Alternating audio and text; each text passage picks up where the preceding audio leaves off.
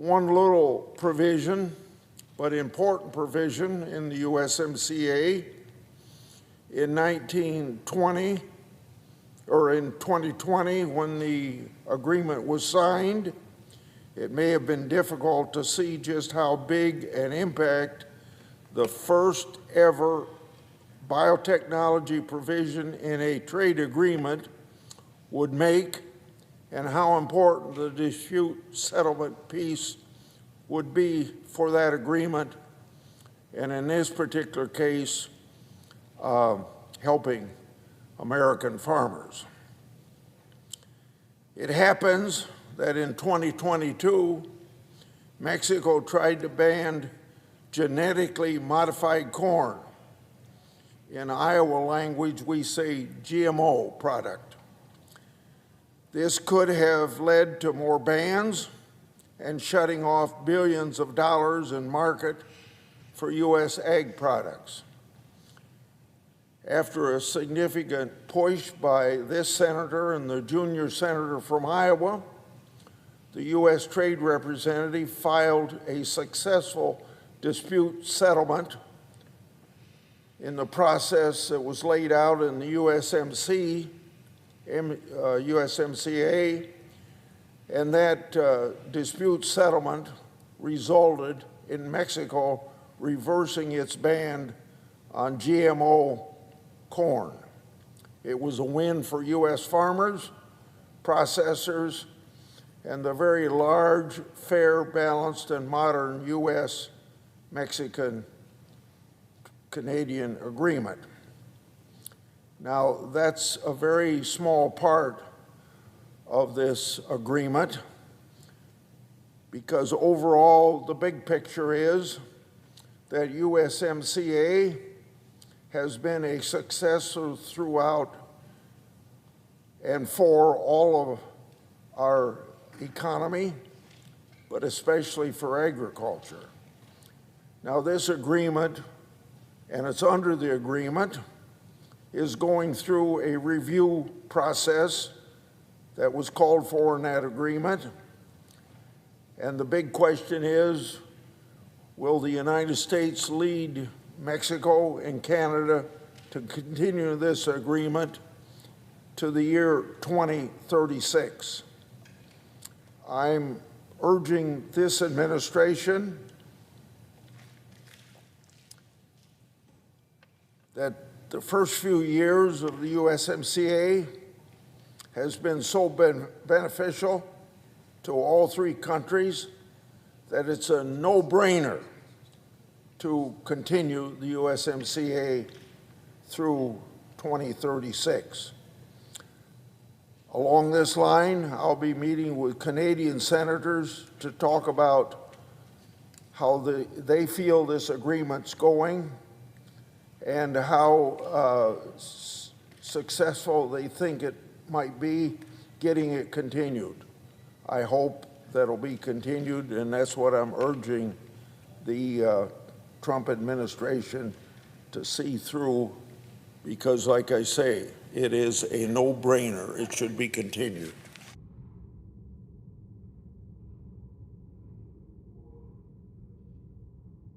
The clerk will call the roll. Ms. Elsa Brooks.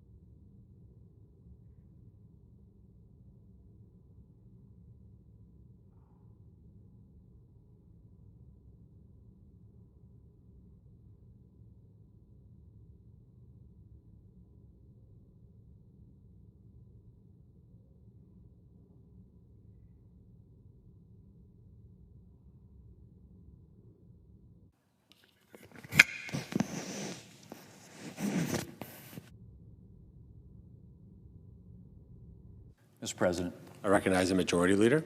Mr. President, I ask unanimous consent the quorum call be suspended. Without objection. Mr. President, today is day 32 of Democrat shutdown of the Department of Homeland Security.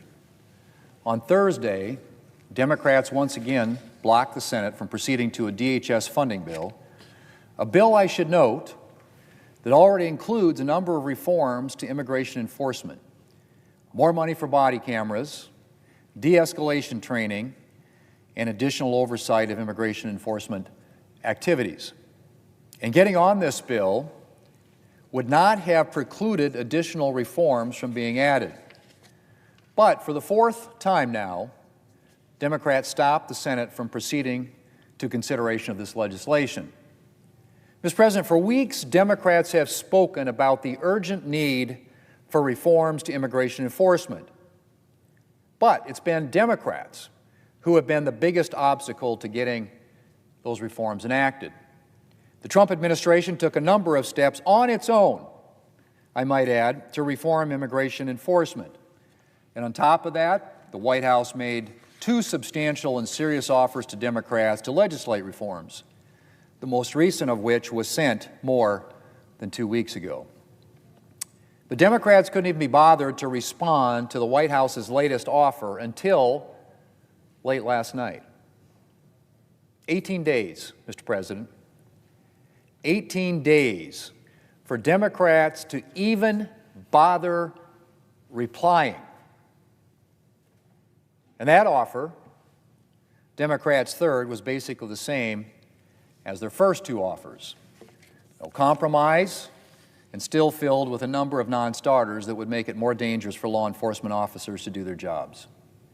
Meanwhile, on the Senate floor, the best Democrats have been able to offer is funding some DHS agencies and leaving others unfunded. It's really pretty remarkable, Mr. President.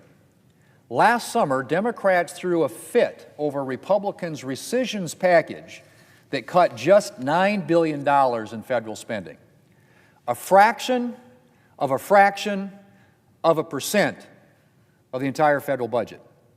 Now to hear Democrats talk, they seem to think that entire agencies, especially the agencies that secure our border and enforce immigration laws, are dispensable. The Democrat leader had the audacity to call this a moderate plan last week. Mr. President, when did defunding law enforcement become a mainstream position in this country? Now, this might be considered moderate for Democrats, but I think the average American would view it as extreme. Mr. President, we are now a month into Democrats' second shutdown since October. And like their record-long shutdown in the fall, the victims of this shutdown are beginning to pile up. TSA agents are working without pay. A significant number of agents are calling out sick, leading to long wait times and lines stretching into airport parking garages. CBS reports that 300 TSA agents have quit since this shutdown began. And that's on top of the 1,100 agents who quit after Democrats shut down in the fall. And it's pretty darn understandable, if you think about it. What do you do when, for 2 out of the last 6 months, you have to work without pay? Well, that's what Democrats have put these people through. So it's more than understandable that they might be thinking that there's got to be an easier way to earn a living. I heard from one TSA agent in South Dakota who was at the end of her rope. She writes, and I quote, "It is very hard to live without getting paid. I do not know how long I can keep doing this," end quote. Well, that's what happens, Mr. President, in a shutdown. Real people get hurt. But if you ask the senior senator from Democrat, a member of the Democrat leadership, he says, and I quote, "We are very serene with what is going on," end quote. Very serene, Mr. President. I suppose that's not a surprising statement considering the Democrat leader characterized Democrats' last shutdown in the fall by saying, and I quote, "Every day gets better for us," end quote. Very serene. Every day gets better for us. For Democrats, a government shutdown is just fine as long as it seems to be working for them politically, no matter whether it's hurting hardworking Americans, no matter if it's jeopardizing public safety and national security.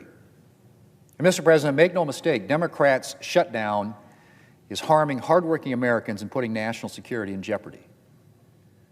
Our country is facing a heightened threat environment right now. There are a few examples of that. Stryker, a medical tech company, was the victim of an Iran-linked cyber attack last week. ISIS-inspired individuals attempted to detonate bombs targeting protesters outside the home of the mayor of New York City last weekend. And on Thursday, we saw 2 tragic attacks take place. One of those in Virginia was perpetrated by an individual who was arrested in 2016 for attempting to provide material support to ISIS. The other, an attack on a Detroit area synagogue, was perpetrated by an individual who was reported to have had connections to known or suspected Hezbollah terrorists. Mr. President, this is no time for Democrats' political games. Republicans are at the table and ready to work whenever Democrats are done playing. Mr. President, today we are kicking off an extended debate on the Save America Act, a package of common sense measures united around 2 themes: protecting our elections and protecting our youth. You're going to hear me use the adjective common sense a lot in this debate, Mr. President, because if there's any word that is suitable to describe the measures we're considering, it's that. Mr. President, if there's anything essential to the integrity of elections, it's ensuring that those who are registered to vote are eligible to vote, and that those who show up to vote at polling places are those who they say they are. And how do you do that? Well, by requiring that Americans show proof of citizenship when they register to vote, and that they show photo ID at polling places. That's what the Save America Act would do. It's just common sense. And polls show that the American people overwhelmingly agree. But to hear Democrats talk, you'd think that demonstrating citizenship or showing a photo ID is an intolerable burden. And yet, Mr. President, I haven't heard Democrats complaining about the 1,000 other circumstances in which we require photo ID in this country. Democrats are aware that Americans have to show photo ID to get on a plane, right? And to start a new job. And when they head to the doctor's office. And to rent a car. And to stay in a hotel.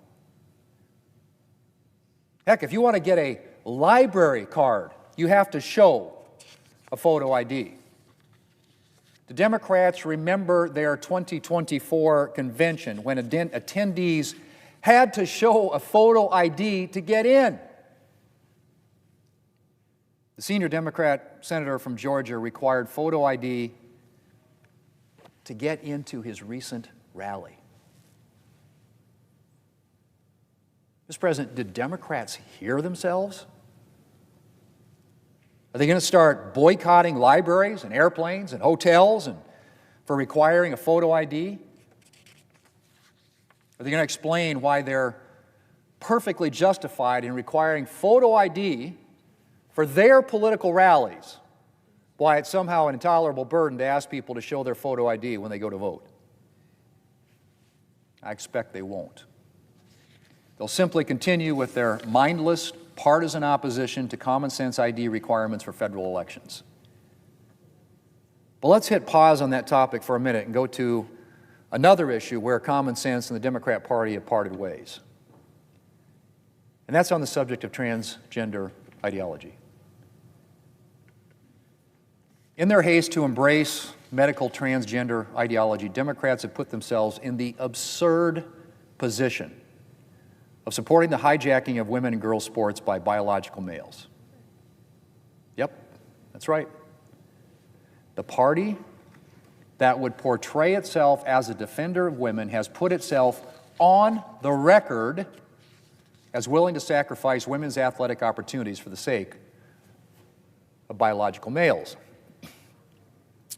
Now, Mr. President, no one should need an explanation of what the presence of biological males in women's sports costs women. At the most basic level, women are losing out on a slot on the team. Every roster place that goes to a male is a roster place that doesn't go to a female. And for women who are on the roster, well, the presence of a biological male can, and frequently does, rob them of opportunities to excel. Biologically, men possess physical advantages when it comes to sports, things like greater muscle mass and greater aerobic power, which means that by and large, men are likely to dominate in women's sports, taking wins and medal opportunities away from women. In an August 2024 United Nations report on violence against women and girls, they had this to say about the results of men participating in women's sports, and I quote, "According to information received by March 30th, 2024, over 600 female athletes in more than 400 competitions had lost more than 890 medals in 29 different sports," end quote. Over 600 female athletes in more than 400 competitions have lost more than 800 medals in 29 different sports. The Save America Act would ensure that men are not allowed to hijack women's sporting opportunities. And yet, once again, we expect my Democrat colleagues to oppose keeping women's sports for women. Mr. President, the idea that a female high school athlete might lose out on a college scholarship because her achievements were overshadowed by those of a biological male on her team is bad enough. But an even more dangerous consequence of the embrace of transgender ideology is that children who have become victims of irreversible gender transition procedures, and when I say children, I mean children, Mr. President, young men and women who are not old enough to vote, who are years away from being able to legally drink, who still need parental permission to take medicine at school. The New York Times reports, and I quote, "A review of hospital data from 2016 through 2020 identified about 3,600 patients aged 12 to 18 who had received gender-related surgery," end quote. Age 12 to 18. Can you imagine that, Mr. President?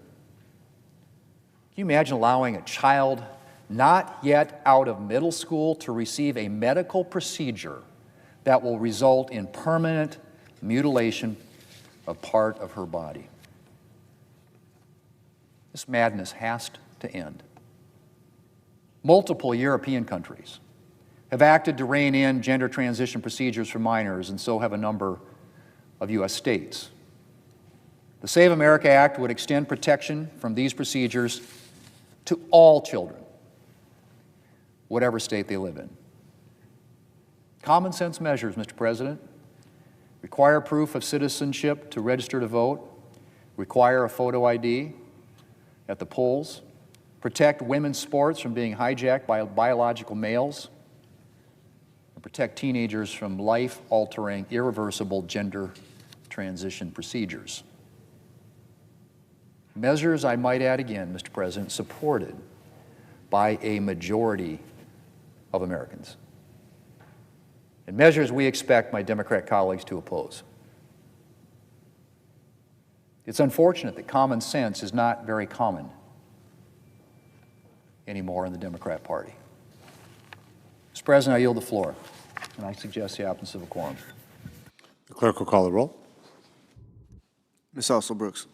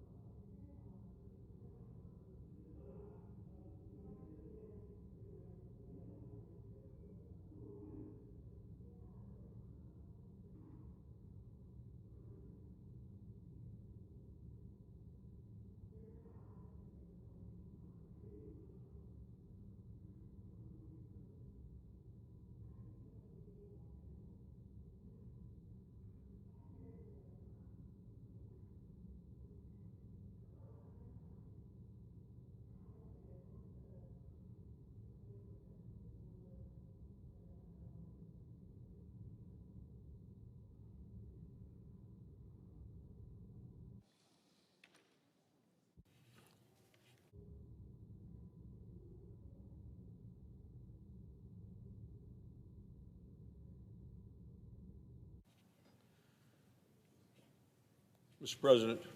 I recognize the Majority Whip. Mr. President, I ask unanimous consent that the quorum call be vitiated. Without objection. Mr. President, I come to the floor today to talk about the Save America Act. I support the Save America Act.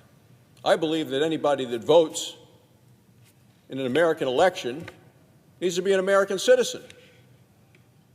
And I believe that anyone that shows up to vote needs to present a photo ID to prove they are who they say they are. Free and fair elections are the foundation of our nation. It's the 250th anniversary this year of our founding. Voting here is about American citizens voting. And without strong protections, this foundation of 250 years will crumble. The American people are clear. They believe American elections should be decided by American citizens, not by illegal immigrants. Listen to the Democrats talk. They think it's fine. Let any illegal immigrant vote. So we hear from the minority leader yesterday in terms of what we want to do to protect the rights of American citizens, to make sure the elections are free and fair. When illegal immigrants vote, the voice of American citizens is undermined. The fact is, Joe Biden's open border policies undermine elections in this country. Under Joe Biden and the Democrats, over 10 million illegal immigrants flooded into our country. Communities all across the state. And now Democrats want to make it possible for illegal immigrants to decide the outcome of elections in this nation. Democrats are once again prioritizing illegal immigrants and illegal immigrant criminals over American citizens. And that's what they've been doing. That's why we're in the situation we are with a shutdown of the Department of Homeland Security, and why specifically today we're on the floor to talk about the Save America Act. Many far-left sanctuary cities already make it easier for illegal immigrants to vote. They've set it up that way because in 19 states in the District of Columbia, illegal immigrants can get a driver's license with no proof of citizenship whatsoever. I'm against it. I've opposed it from the beginning when the first state proposed it, and now 19 states in the district do it. In California, in Maryland, Vermont, and Washington, D.C., non-citizens are allowed to vote in local elections. I think that's wrong. It is a felony for illegal immigrants to vote in federal elections, yet we know it's happening. Last week, the Department of Homeland Security arrested a criminal illegal immigrant from Africa. He entered the nation illegally over 20 years ago. He was ordered to be deported in 2002. He first registered to vote in 2005, and he has been voting in federal elections since 2008. Most recently, this illegal immigrant voted in the 2024 election. He voted in the state of Pennsylvania. Pennsylvania is a swing state. It was won by tight margins in both the presidential and the Senate races. He should have never been allowed to vote in the United States, and this should never be allowed to happen. Now, the Save America Act protects the vote of every single American citizen. What it says is simple. If you want to vote in the United States of America, you need to be a citizen of the United States of America, and you need to show a photo ID at the poll in order to vote. It's common sense. Americans show ID every single day. You want to buy a beer? You need to show an ID.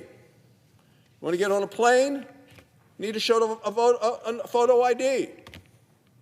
I have people here in the gallery from Wyoming, students from Burlington and their teachers, optometrists from around the state of Wyoming. They're all flying back to Wyoming. Every one of them is going to have to show a photo ID to get on the plane. If you want to cash a check, you need to show a photo ID. Voting should be equally important to show a photo ID. It should be no different than all of these other things. Photo IDs protect against voter fraud, and they prevent illegal immigrants from voting. Most importantly, it tells each American citizen that their vote counts and their vote matters, and it's not going to be watered down by people who aren't citizens of the United States. American voters in 36 states, including Wyoming, already show an ID in order to vote in elections. We do have voter ID laws in Wyoming. And getting the voter ID is actually free. There's no cost involved.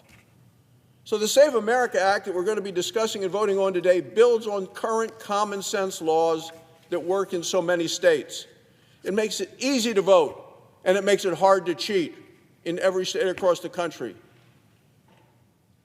Every Democrat ought to be supporting us, but none of them do. Why do Democrats in this chamber oppose showing an ID to vote? Well, I think the minority leader is opposed because, in his words, he says it allows ICE to kick tens of millions of people off the voter rolls. That's who the Democrats are fighting for. Illegal immigrant voting. Not for American citizens, not for the rights of the American people to govern our own nation.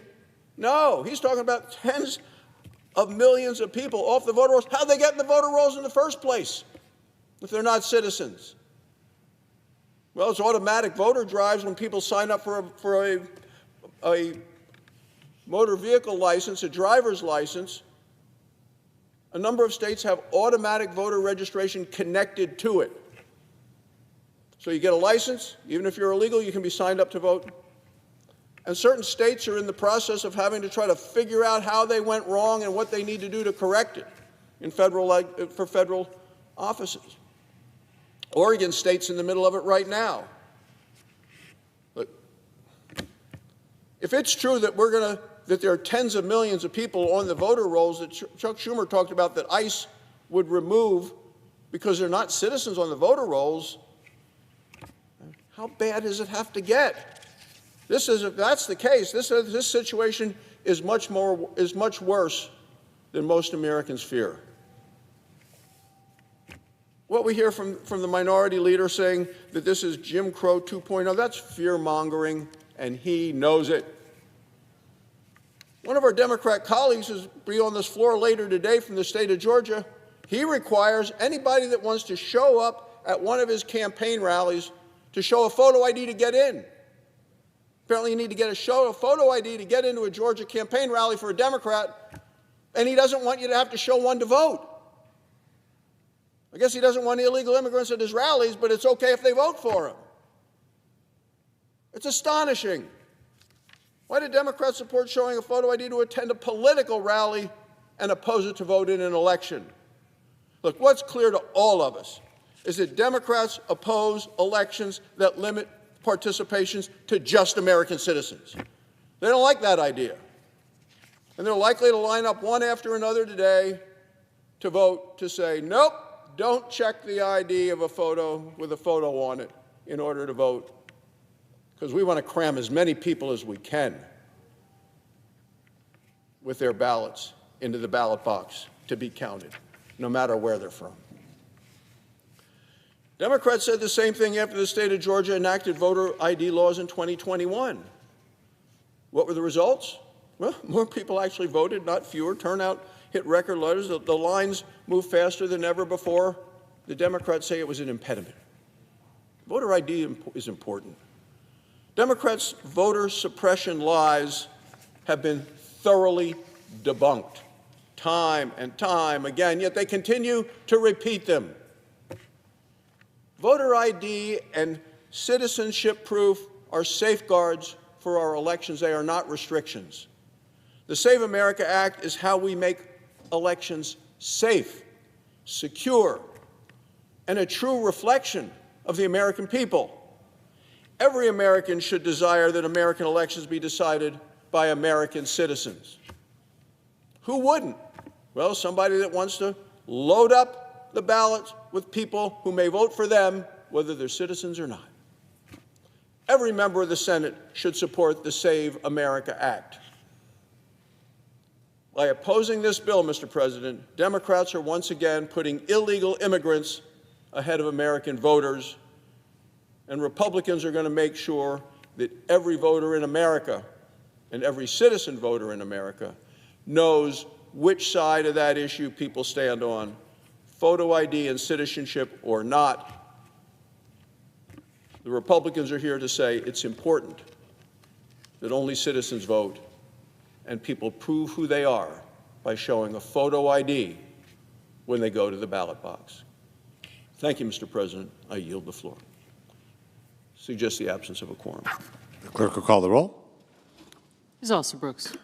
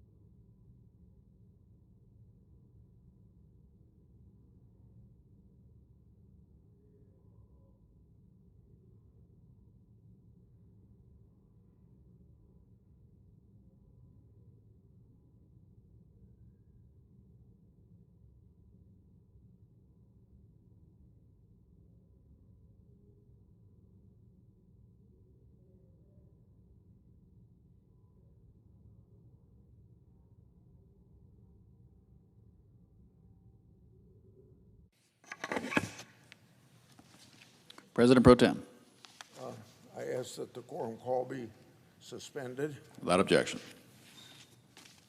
Soon, the Senate will debate a bill. The bill is called the Save America Act. The policies in this bill have the support of more than 80% of Americans. Some of my colleagues say that the Save America Act isn't necessary. They are wrong. There are two fundamental common sense reasons why 80% of the Americans support the policies of this legislation. Number one, only U.S. citizens are eligible to vote in our elections.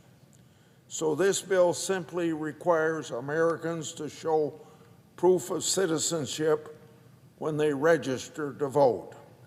Number two, it requires a photo ID when voting. This helps ensure the person who is registered to vote in that election is the person who is actually casting that ballot. The Save America Act would give voters peace of mind that federal elections are conducted fair and square. It would give voters peace of mind that their vote isn't diluted by people not eligible to vote. I'm co-sponsor of SAVE Act and the Save America Act. I support free, transparent, and accurate elections. Every American deserves absolute confidence. There's no funny business distorting election outcomes. Let me tell you about the track record in my home state of Iowa. Voter ID laws in my state have been successful and well received since passage in 2017. Iowa voters turnout increased in the 2018 midterm elections, and turnout has continued to remain very strong. So, the proof is in the pudding. Iowa's track record demonstrates voter ID improves integrity and security of our elections, also enhancing voter turnout and also boosting public confidence in the outcome of elections. Nearly a century ago, a Supreme Court justice said that states are the laboratories of democracy. Guess what? Iowa has shown voter ID laws work. They don't impede voter turnout, as Iowa has shown. Voter ID boosts public trust. In fact, according to the National Conference of State Legislatures, 36 states have voter ID. Their laws on the books require voter ID. This bill would apply a minimum federal standard, much like other federal voting laws. Partisan critics of this common sense bill are misleading the public with bad information. This bill would not make it harder to vote. Americans ought to be insulted by arguments being made on the other side of the aisle. I'm confident Americans are capable of bringing a photo ID with them to vote. That happens to be no different than when they drive, when they open a bank account, when they board an airplane, when they buy cold medicine or sign up for government benefits. These are all examples of people showing ID. Another argument claims it's unfair to require people to provide proof of citizenship to register to vote. That's even more revealing coming from the other side, because it makes the Biden administration's open border policy even more alarming. After President Biden allowed more than 12 million people to illegally enter our country, protecting the right to vote for American citizens is top of mind to the millions of law-abiding citizens throughout America. Because of the influx in illegal immigrants streaming into our country during Biden's border crisis, it's not surprising Americans want to prevent voter fraud and ensure every ballot is legitimate. The bill gives voters 5 different ways to show proof of citizenship and to give citizens and states the flexibility to create other pathways to show proof of citizenship. For example, for those whose current name doesn't match their birth certificate, they can provide a marriage certificate or other name change verifications. I've been honored to serve in my elective office for many decades. I've worked hard to earn every vote at the ballot box. Public trust in elective office holders requires public trust in our elections. Voting rights have a long history in America's march to a more perfect union. They're enhanced by the 15th Amendment to the Federal Constitution, by the 19th Amendment to the Federal Constitution. My mother was one of the very first women to cast a ballot after ratification of the 19th Amendment, and I've shown proof of that with placards here on the floor of the United States Senate in a speech that shows her picture in the Des Moines Register newspaper and the Waterloo Courier newspapers.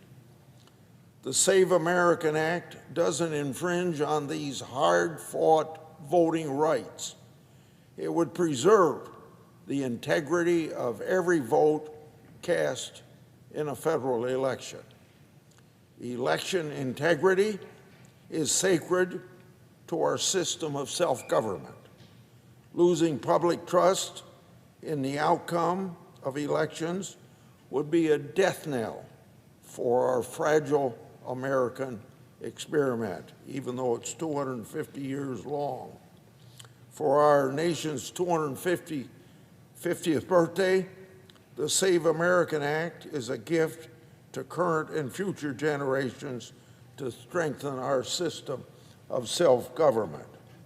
This brings me to more common sense policies included in the bill, as well as the voting issues. Like many Americans, I'm alarmed by the prevalence of gender mutilation surgeries being performed on minors. Protecting children makes our society stronger. Irreversible damage from gender reassignment surgery should not be conducted on kids. This bill would put an end to this reckless practice on American children. The Save American Act would make this policy the law of the land.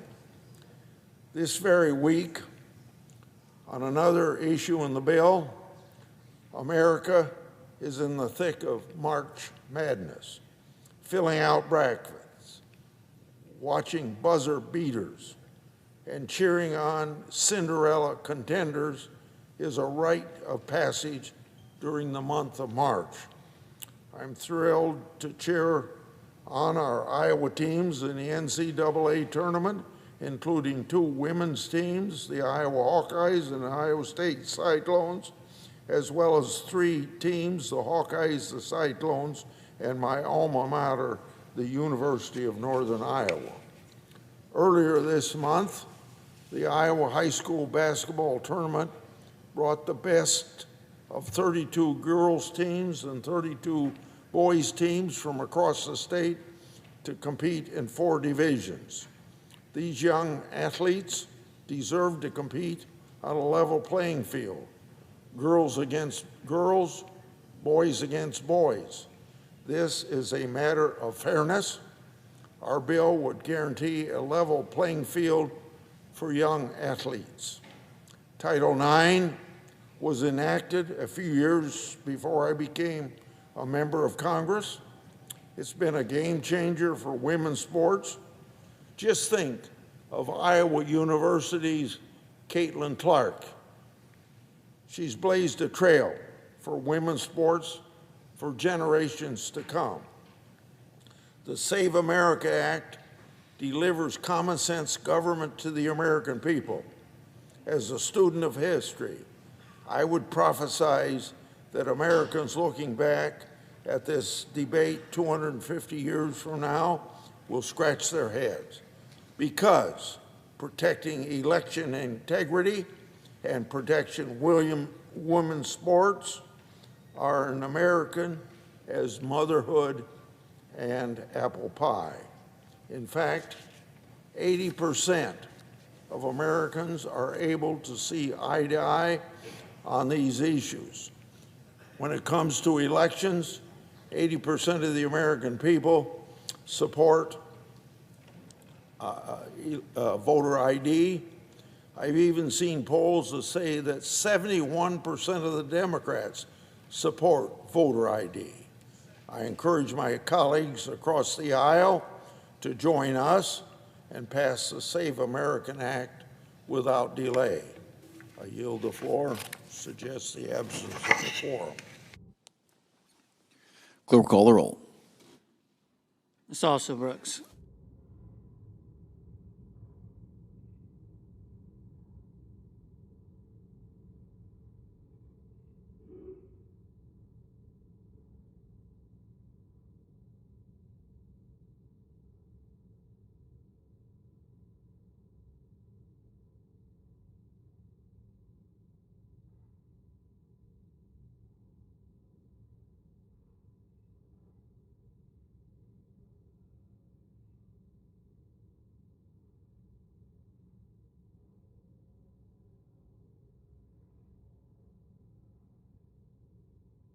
Ms. Baldwin.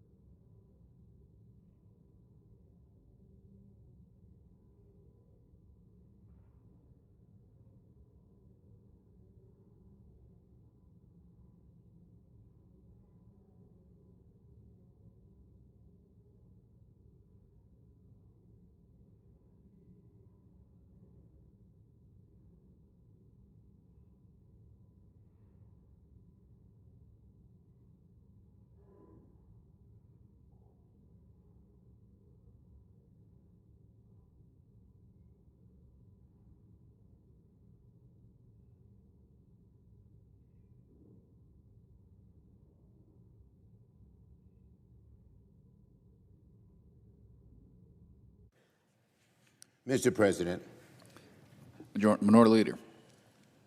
ask unanimous consent the quorum be dispensed with. Without objection. Well, this afternoon, Republicans will move to bring a pernicious, radical bill before the Senate, the so-called Save America Act. At a moment when war is consuming the Middle East, when costs are rising, when ICE agents are terrorizing our communities, and when job growth in America is weakening, MAGA Republicans have chosen to focus on voter suppression. We all know why Donald Trump wants this bill. He is afraid Republicans will lose in November. Trump says, pass the SAVE Act and it will, quote, guarantee the midterms. Imagine manipulating the electoral process to try and make himself the winner when he thinks he's going to lose. Not surprising, I suppose, from Donald Trump. The senior senator from Utah says Republicans will lose power, likely for a long time, if we don't get Save America passed. It's funny. I don't remember MAGA Republicans screaming about stolen elections and voter fraud after the 2024 election that they won. Well, the same rules that govern the 2024 election are going to be the ones that govern the 2026 election. The only difference is that this time, MAGA Republicans know they're in trouble politically. So now they're suddenly saying the system's compromised and broken and it needs to be changed. It's all lies, all lies. And they want to drag down the entire Senate for who knows how long in a vain attempt to pass this bill. Let's be clear. Senate Democrats will never allow the SAVE Act to pass this chamber. They should, if a small band of MAGA senators wants to drag this out on the Senate floor, keep us here through the night, through days or longer while stalling all other important business, they can try. It will not work. MAGA Republicans, Senate Democrats will hold the line as long as necessary because with this bill, democracy is at stake. And I want to be very clear. The SAVE Act is not about voter identification. It's about voter suppression. Under the SAVE Act, every single state would be required to share its voter rolls with the Department of Homeland Security, something even many Republican states do not want to do. Those rolls would be reviewed by a system designed by none other than Elon Musk and his Doge, using an algorithm that has already been shown to be deeply flawed. Millions will be kicked off the rolls for no reason. This means American citizens, many millions, would be booted off the rolls wrongly. And if you're kicked off the rolls, you may never be told. There's no requirement to let you know. Then when you show up on Election Day ready to vote and a poll worker tells you, sorry, you're not registered, you're not in the system, what do? You can't re-register that day, especially with the onerous requirements for registration in the SAVE Act. And it's not just, as I said, it's not just as simple as re-registering. Under the bill, Americans would have to run through an obstacle course of red tape unlike anything we have ever seen in voter registration. A driver's license would no longer be enough. A military ID would no longer be enough. You would need something like a passport, which most Americans do not have, or a birth certificate, which many Americans cannot easily find. And if you cannot produce these documents, you could be out of luck, even if you're an American citizen with every right to vote. That is almost certainly the majority, the vast majority of who would be thrown off the rolls. Meanwhile, say goodbye to some of the safest, most convenient, and most effective ways to register to vote. No more registering online, no more registering at churches, no more registering at college campuses, no more registering at the DMV. No more registering by mail. No more vote by mail. Many red states love votes by mail, and yet MAGA radicals want to eliminate it almost entirely. I ask my Republican colleagues, how does it protect our elections to stop people from registering at a church or at the DMV? How does it make our democracy safer to tell seniors, people with disabilities, or working Americans they cannot register online and must find their way to an election office, something only a fraction of Americans do today, 5.9% to be more precise? How does getting rid of vote by mail, something red states do, something blue states do, strengthen democracy? The answer is it does not. The SAVE Act is not about election integrity. It is about voter suppression, plain and simple. MAGA Republicans would rather take democracy down than back away from their own right-wing extreme policies that have killed jobs, started wars, exploited working people to benefit the ultra-rich. Senate Democrats will not let them succeed. I tell my Republican colleagues, hear me, We will hold the line for as long as it takes. Iran. Each day brings more evidence that Donald Trump has no idea what he's doing in Iran.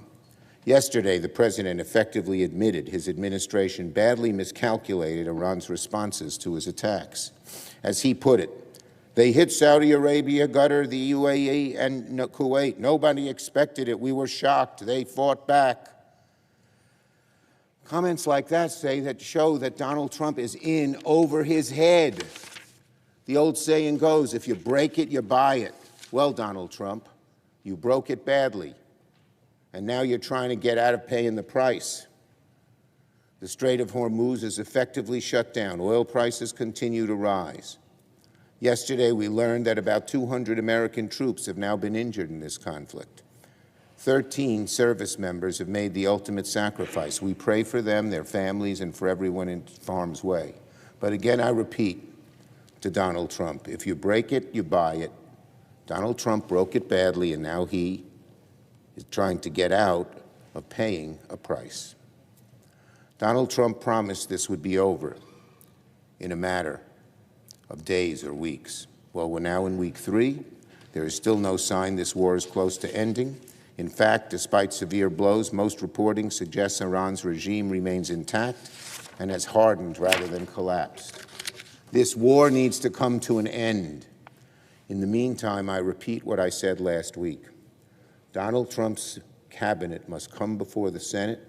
We need public hearings. We need to hear Secretary Rubio, Secretary Hegseth, and others under oath and answer tough questions.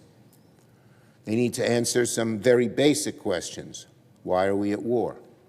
What is the objective? Will there be American boots on the ground? How exactly do they plan to reopen the Strait of Hormuz, and what is the exit strategy? Right now, we do not have answers to the questions that should be easy for any competent administration to answer, and that should alarm every one of us. And finally, on energy costs. Later today, Senator Heinrich, White House, and I will release the most comprehensive Senate report to date on Donald Trump's broken promise to lower energy costs. This is the third major pillar in Democrats' year-long effort to present a lower-grade agenda to the American people. Lower costs and lowering costs will remain our North Star all year long. Donald Trump might think affordability is a hoax. He might be fixated on foreign wars. But Democrats understand the cost of living is the #1 issue on people's minds. When it comes to energy prices, the story is very simple. Donald Trump promised he would cut the price of energy in half in his first year. Well, 14 months have passed, and not only are energy prices up, they're rising roughly 3 times the rate of inflation. That is not sustainable. Our report explains in detail why this is happening. Donald Trump chose to help his friends in the big oil lobby instead of helping American families lower their energy bills. He has waged war on clean energy, the cheapest and fastest source to build and get electrons on the grid. And now Americans are paying the price that he cut clean energy, all because contributors, many contributors, Harold Hamm, hate clean energy because they know it's the future, not oil and gas that they claim should be the only route to go. When he was running for office, Donald Trump promised oil executives at Mar-a-Lago, Harold Hamm among them, that if they gave him $1 billion for his election, he'd give them a great deal in return. Now he's making good on that bargain. His so-called big, beautiful bill has destroyed clean energy jobs across the country and raised taxes on clean energy. He has weaponized the federal government to undermine 35 clean energy projects that could have powered 14 million homes, supported 170,000 jobs. And at the same time, Trump's war with Iran has pushed up the cost of gasoline and diesel. His tariffs have raised the cost of material needed to produce energy here at home. So, after more than a year, the pattern's very clear. Donald Trump has systematically destroyed investments in energy production, favored big oil over working families, and raised costs on households by killing the cheapest and fastest sources of new energy: solar, wind, battery storage. The American people are paying the price for Trump's broken promises. I thank Senators Heinrich and Whitehouse for their tremendous work on this report. We'll have more to say later today and in the weeks ahead. I yield the floor.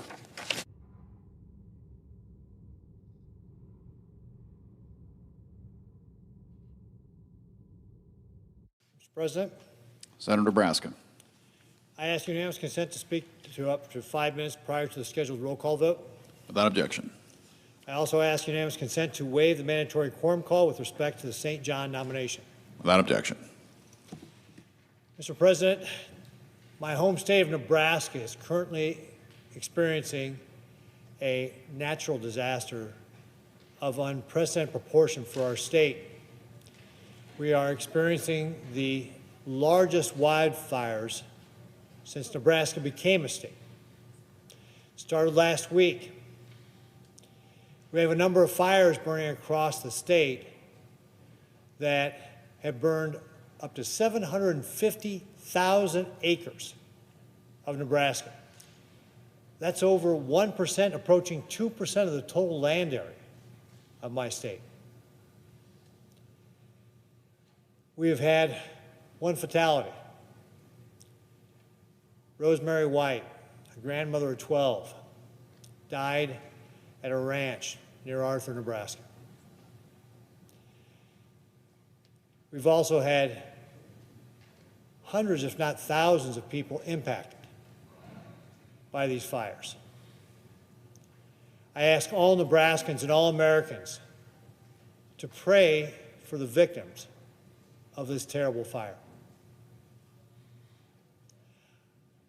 I had the opportunity with Governor Pillen and Congressman Smith to tour the areas that were burning on Saturday.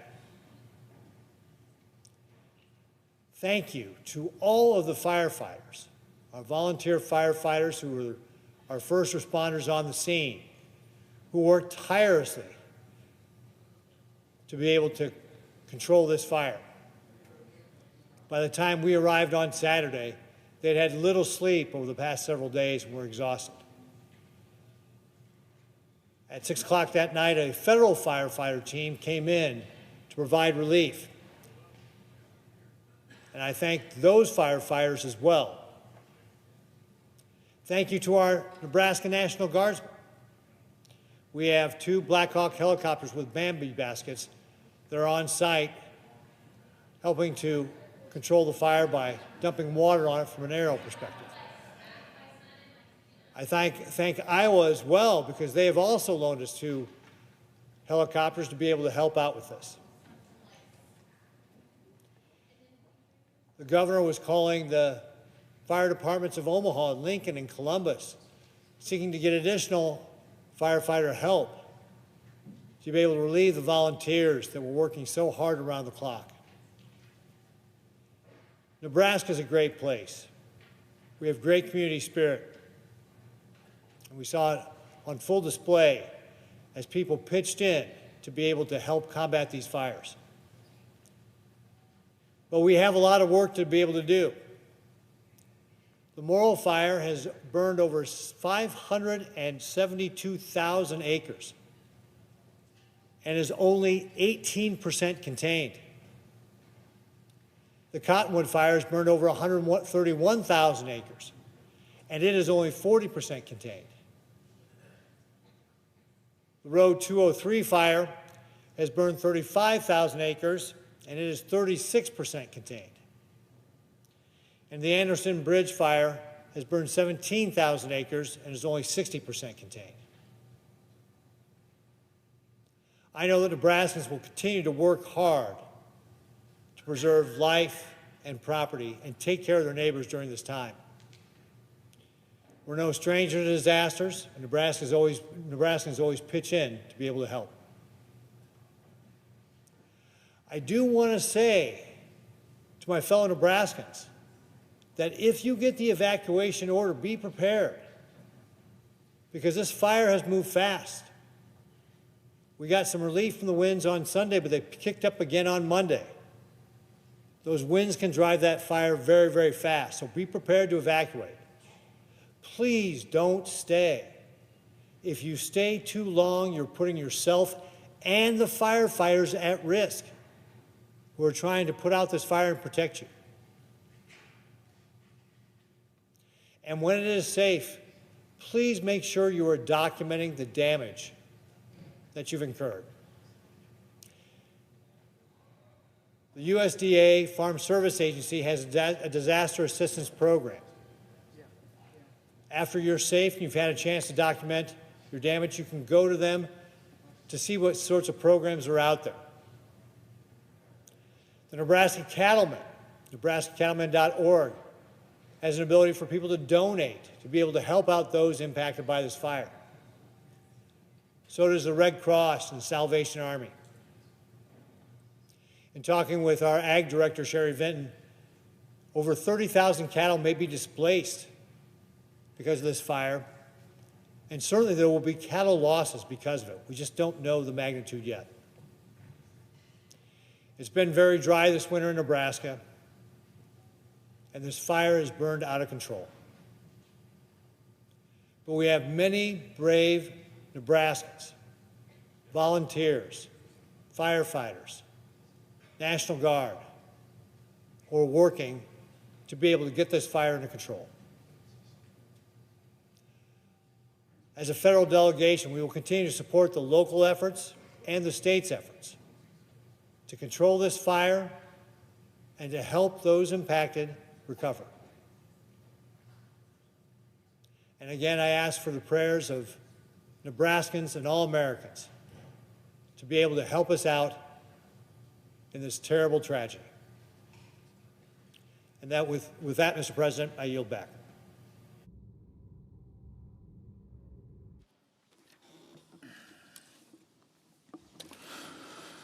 Starting. The clerk will report the motion to invoke cloture. Cloture motion. We, the undersigned senators, in accordance with the provisions of Rule 22 of the Standing Rules of the Senate, do hereby move to bring to a close debate on the nomination of Anna St. John of Louisiana to be United States District Judge for the Eastern District of Louisiana, signed by 17 senators. By unanimous consent, the mandatory quorum call under Rule 22 has been waived. The question is it the sense of the Senate that debate on the nomination of Anna St. John of Louisiana to be United States District Judge for the Eastern District of Louisiana shall be brought to a close. The yeas and nays are mandatory under the rule. The clerk will call the roll. Ms. Also Brooks, Ms. Baldwin, Mr. Banks, Mr. Barrasso, Mr. Bennett, Mrs. Blackburn, Mr. Blumenthal, Ms. Blunt Rochester, Mr. Booker, Mr. Bozeman, Mrs. Britt, Mr. Budd, Ms. Cantwell, Mrs. Capito, Mr. Cassidy, Ms. Collins, Mr. Coons, Mr. Cornyn, Ms. Cortez Masto, Mr. Cotton, Mr. Kramer, Mr. Crapo, Mr. Cruz, Mr. Curtis, Mr. Daines, Ms. Duckworth, Mr. Durbin, Ms. Ernst, Mr. Fetterman, Mrs. Fisher, Mr. Gallego, Mrs. Gillibrand, Mr. Graham, Mr. Grassley, Mr. Haggerty, Ms. Hassan.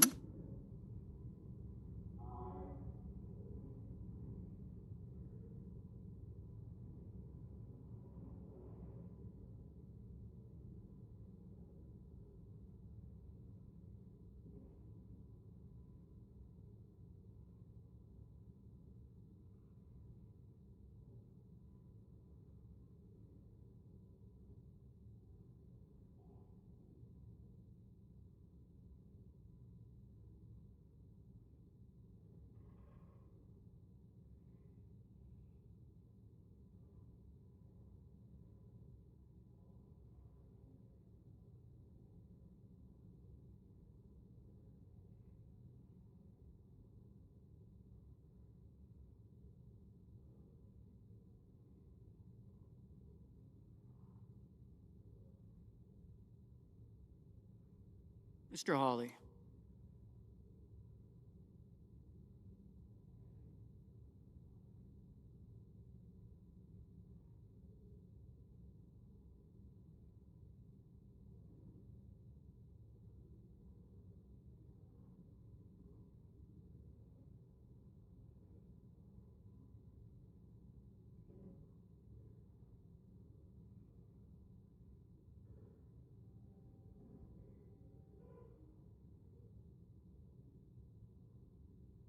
Mr. Heinrich, Mr. Hickenlooper,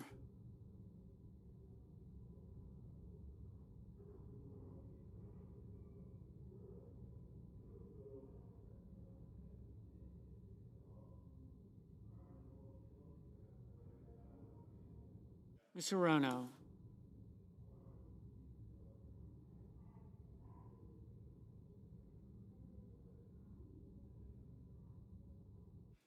Mr. Hoven, Mr. Hustad, Mrs. Hyde-Smith, Mr. Johnson, Mr. Justice, Mr. Kane, Mr. Kelly, Mr. Kennedy, Mr. Kim, Mr. King, Ms. Klobuchar, Mr. Langford, Mr. Lee, Mr. Lujan, Ms. Lummis, Mr. Markey, Mr. Marshall, Mr. McConnell, Mr. McCormick, Mr. Merkley, Mrs. Moody, Mr. Moran, Mr. Moreno, Mr. Mullen, Ms. Murkowski, Mr. Murphy, Mrs. Murray, Mr. Ossoff, Mr. Padilla, Mr. Paul, Mr. Peters, Mr. Reed, Mr. Ricketts, Mr. Risch, Ms. Rosen, Mr. Rounds, Mr. Sanders, Mr. Schatz, Mr. Schiff, Mr. Schmidt, Mr. Schumer, Mr. Scott of Florida, Mr. Scott of South Carolina, Mrs. Shaheen, Mr. Sheehy, Ms. Slotkin, Ms. Smith, Mr. Sullivan, Mr. Thune, Mr. Tillis, Mr. Tuberville, Mr. Van Hollen, Mr. Warner, Mr. Warnock, Ms. Warren, Mr. Welch, Mr. Whitehouse, Mr. Wicker, Mr. Wyden, Mr. Young.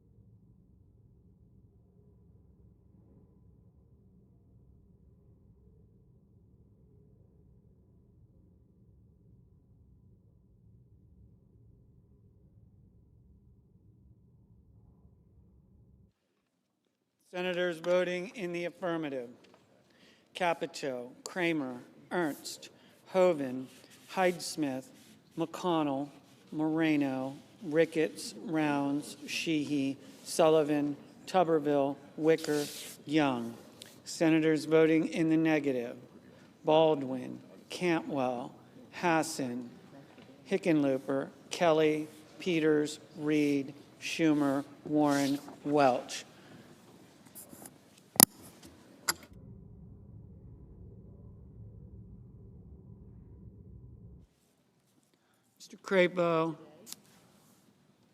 Mr. Crapo, aye.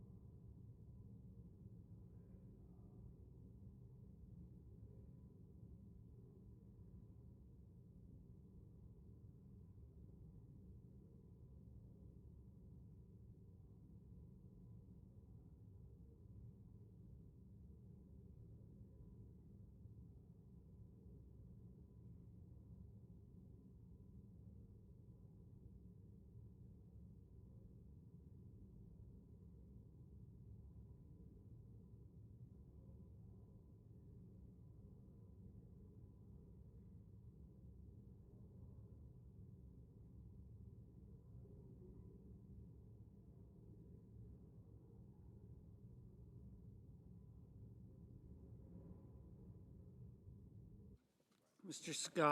Scott of Florida, aye.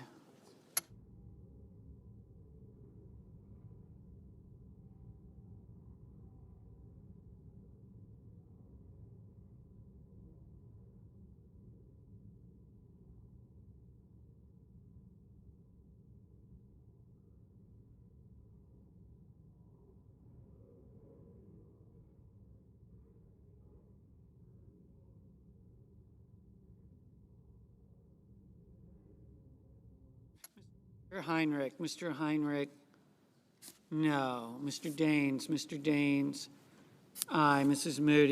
Moody, aye. Mr. Markey, no.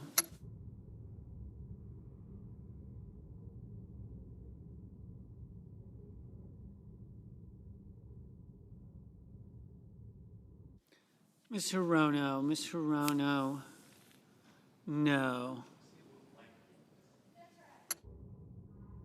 Mrs. Blackburn, aye.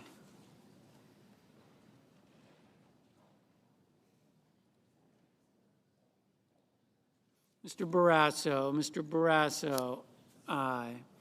Mr. Husted, aye.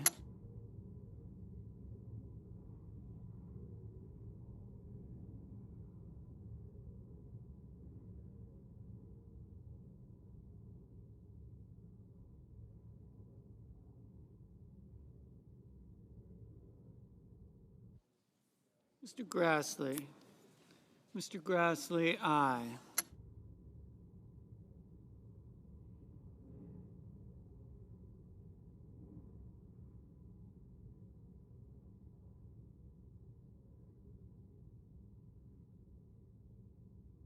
Mr. Sanders, no.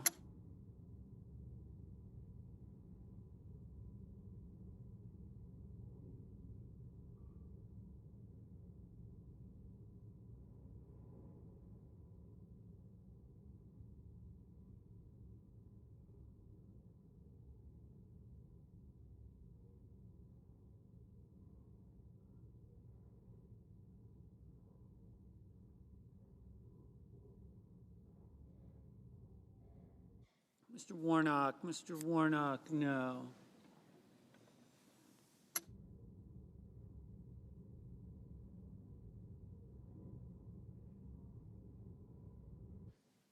Mr. Cornyn, aye.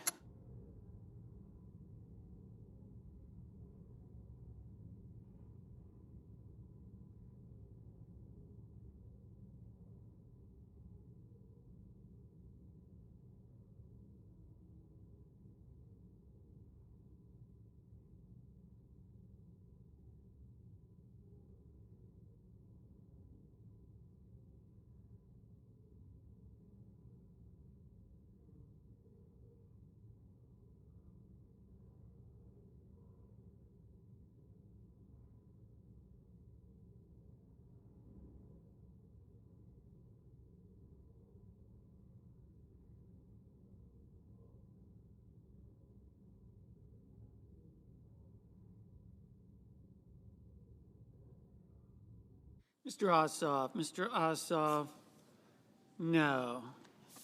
Ms. Blunt Rochester. Ms. Blunt Rochester, no. Mr. Whitehouse. Mr. Whitehouse, no.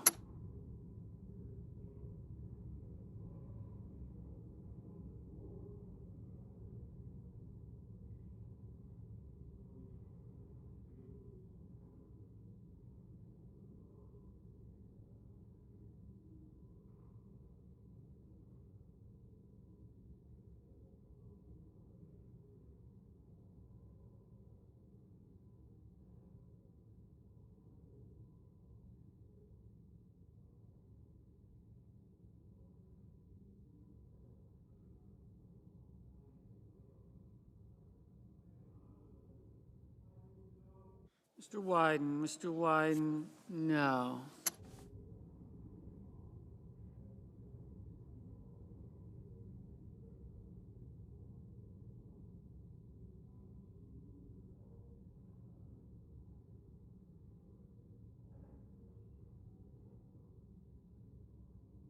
Mr. Fetterman. Mr. Fetterman, no.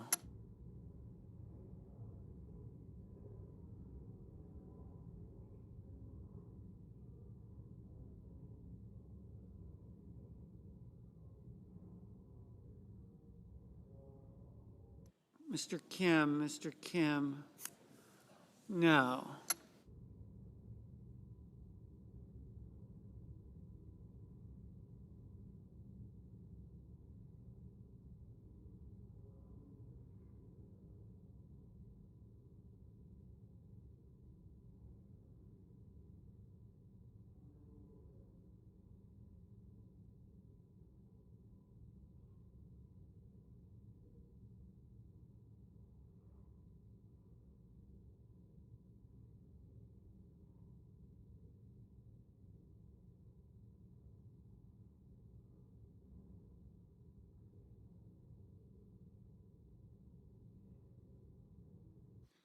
Mr. Mullen. Mr. Mullen, aye.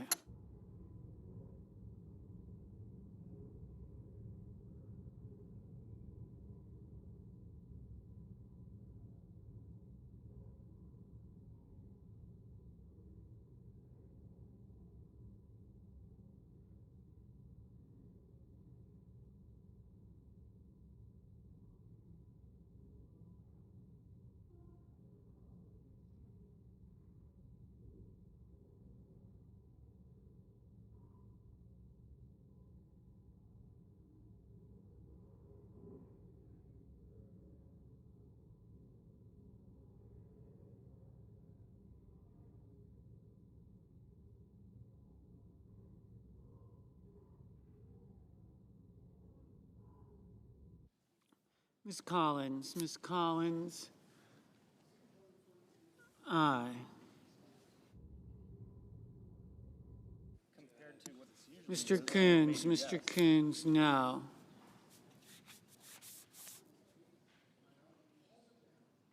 Mr. Kennedy. Mr. Kennedy, aye. Mr. Schatz, no.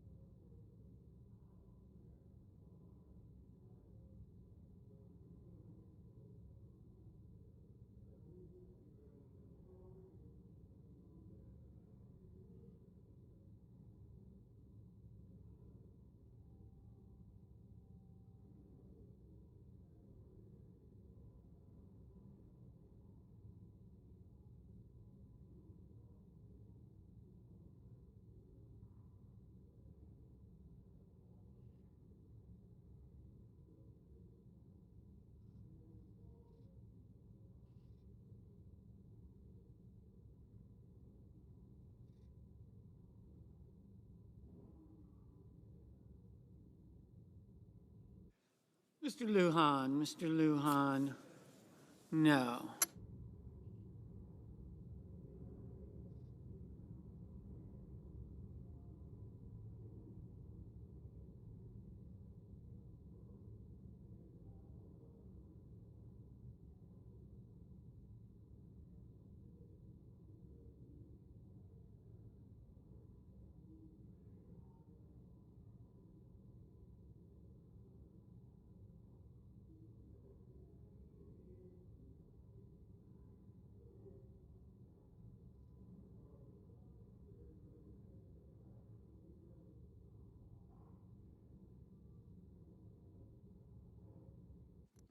Mr. McCormick, aye. Mr. Bozeman, aye. Mrs. Fisher, aye.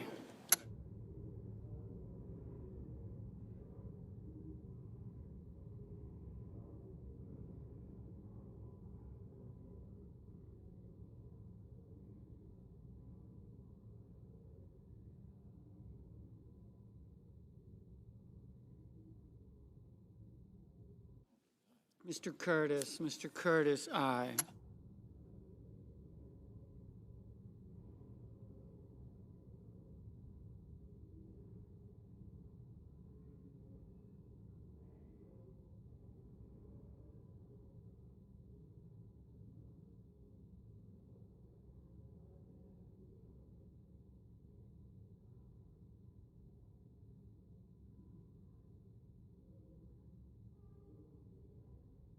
Mrs. Shaheen, no.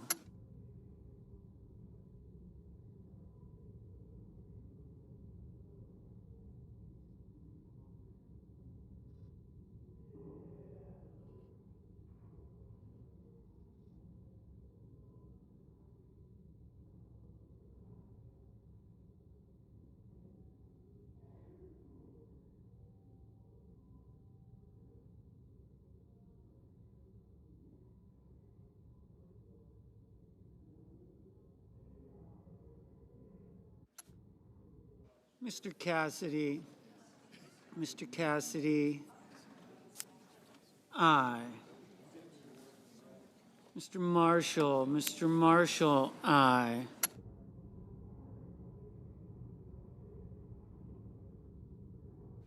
Mr. Haggerty, aye.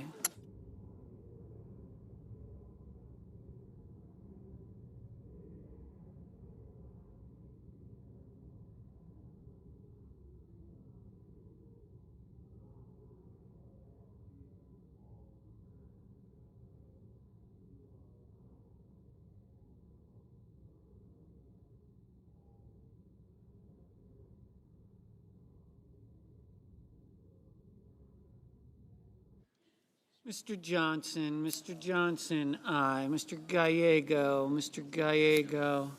no.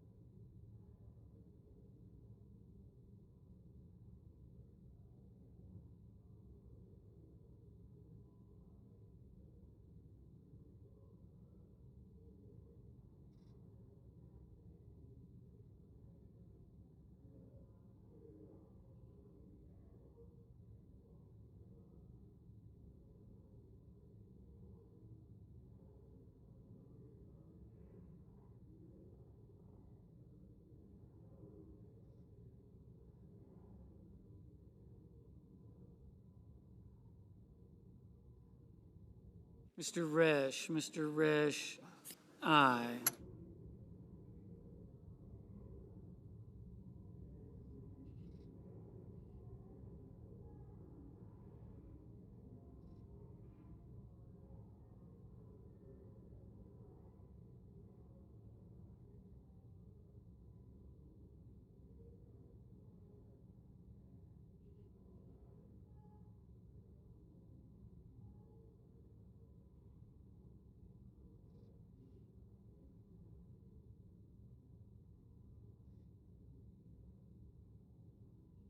Ms. Rosen, no.